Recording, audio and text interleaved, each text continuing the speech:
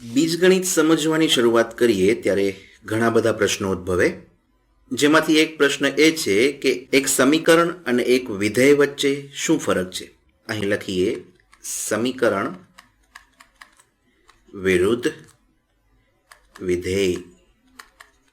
રસપ્રદ પ્રશ્ન છે, ચાલો તેના વિશે વિચારીએ.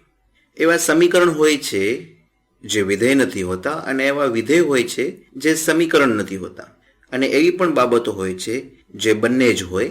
તે માટે હું અહીં એક આકૃતિ દોરું છું. ધારો કે આ આખું સમીકરણોનું વિશ્વ છે. આમ અહીં સમીકરણો છે અને અહીં વિધેયોનું વિશ્વ છે. અહીં લખીએ વિધેયો. અહીં જુઓ કે બંને ભેગા થાય છે. આમ એવું સમીકરણ જે વિધેય નથી તે અહીં મળે.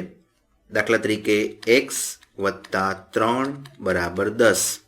અહીં આપણે ચલ કે તેની કિંમત કે તેના પરિણામ વિશે વાત નથી કરી રહ્યા.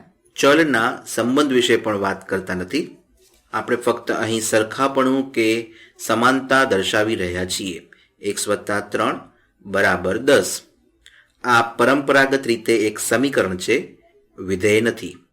જ્યારે વિધેયમાં ચલના સંબંધો વિશેની વાત હોય છે, જ્યાં એક કે તેના કરતાં વધુ ચલની કિંમતો મૂકવાની હોય છે અને તેના પરિણામ સ્વરૂપે એક ચલ મળે છે. આપણે કિંમત મૂકીને જોઈશું જેનાથી વિધેય વ્યાખ્યાયિત કરી શકાય. તમે વિધેયને સમીકરણ તરીકે પણ વ્યાખ્યાયિત કરી શકો, પણ એક વિધેયને વ્યાખ્યાયિત કરવાની અલગ અલગ રીતો છે. આકૃતિ પરથી પણ વિધેય વ્યાખ્યાયિત કરી શકાય, જે આલેખ સ્વરૂપે હોય. તે આ રીતે હોઈ શકે.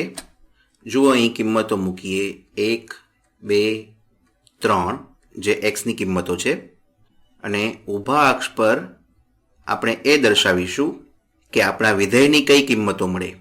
વિધેય f of x તે પણ 1, 2 કે 3 હોઈ શકે, અને આ વિધેય કદાચ બધી અનઋણ સંખ્યાઓ માટે વ્યાખ્યાયિત થશે. અહીં એક્સનું 0 છે. જુઓ કે હું અહીં આ રીતે દોરું છું. તે વિધેયને વ્યાખ્યાયિત કરે છે.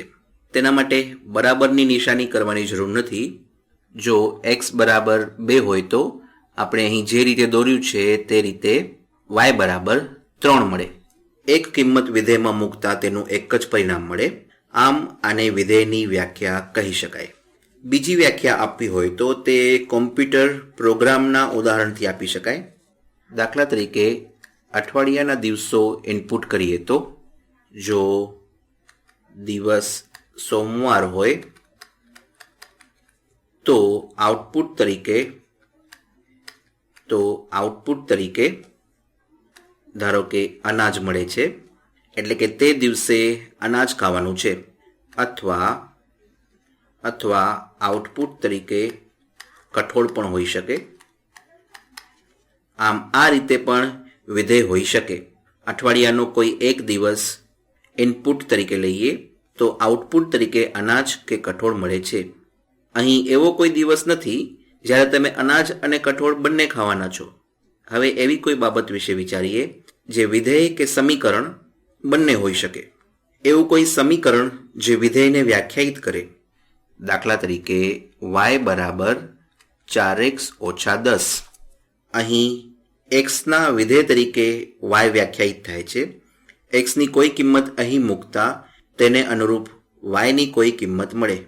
આમ આ રીતે વિચારી શકાય.